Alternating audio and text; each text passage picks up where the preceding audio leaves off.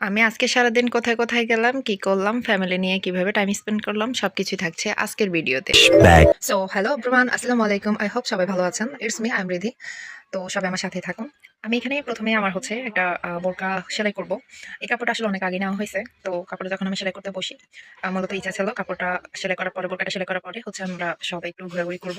তো যেই ভাবা সেই কাজ, এখানে কাটিং করার পর হচ্ছে আমি সেলাই করতে বসি। আর এখানে আমাকে অনেকে হচ্ছে জিজ্ঞেস করেছিলেন, যে অনেকে ইনবক্সে আমাকে নক করেছেন যে আমি কিভাবে কন্টেন্ট মনিটাইজেশন এত অল্প ফলোয়ার্সে পেয়ে গেছি, কিভাবে আমি ব্যাংক সেট আপ করেছি। তো আমি যতটুকু বুঝি বা যতটুকু জানি, আমি আপনাদের সাথে চেষ্টা করব ঠিক ততটুকু শেয়ার করার। এই যে আমি এখানে কন্টেন্ট মনিটাইজেশন পেয়েছি, আলহামদুলিল্লাহ, আমি ইনকাম করাও শুরু করেছি।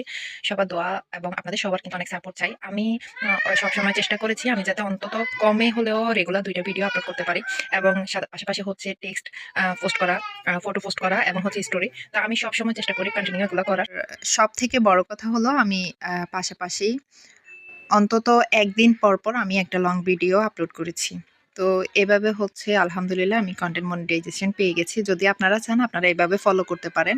ইনশাল্লাহ আপনারাও কন্টেন্ট মনিটাইজেশন খুব দ্রুতই পেয়ে যাবেন আশা রাখছি। চলুন এবার ফ্যামিলি নিয়ে কিভাবে টাইম স্পেন্ড করলাম ওই বিষয়গুলোই হচ্ছে আপনাদের সাথে শেয়ার করব। এখানে আমরা হচ্ছে এখানে এসকেবিউতে আসি চাটখিলে।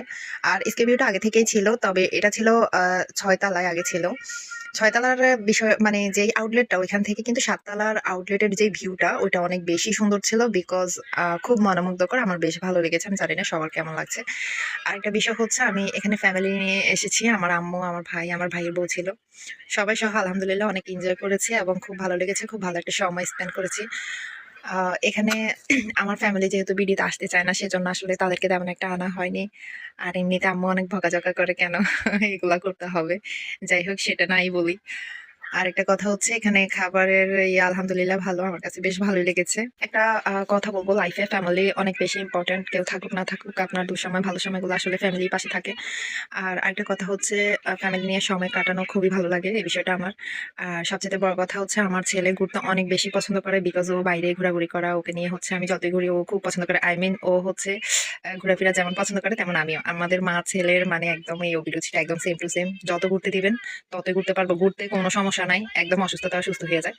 আর এখানে আমাদের ফ্যামিলির বা আমাদের সবার কিছু সুন্দর সুন্দর ক্লিপ ছিল, বাট সেগুলো আসলে শেয়ার করা হয়নি, আর শেয়ার করা ঠিক না, সেজন্য শেয়ার করিনি। আর ওইখানে ভালোভাবে ভিডিও করতে পারিনি, আমার বাচ্চা অনেক জ্বালাইতেছিল। তার মধ্যে হচ্ছে আমরা যখন গেছি তখন এত বেশি ভিড় ছিল, এত মানুষ ছিল, একটা ছবি বা ভিডিও নেওয়াই হচ্ছে অনেক বেশি ঝামেলা হয়ে গেছিল, কারণ তখন মেলা ছিল তো ওই জন্য। আর এখানে আমি হচ্ছে আমার বোরকা যেটা হচ্ছে আমার পরায় দেখেন, ওইটা আসলে আমি ডিজাইন করে আমি সেলাই করে ব্রেনে যা আসছে সেখান থেকে। আমি জানি না কেমন হয়েছে, তো আপনারা অবশ্যই আমাকে জানাবেন কেমন হলো। আর আপনারা এরকম ভিডিও আরো চান কিনা সেটাও কমেন্ট করে জানাবেন। তো আল্লাহ হাফেজ, আসসালামু আলাইকুম, টাটা, টেক কেয়ার।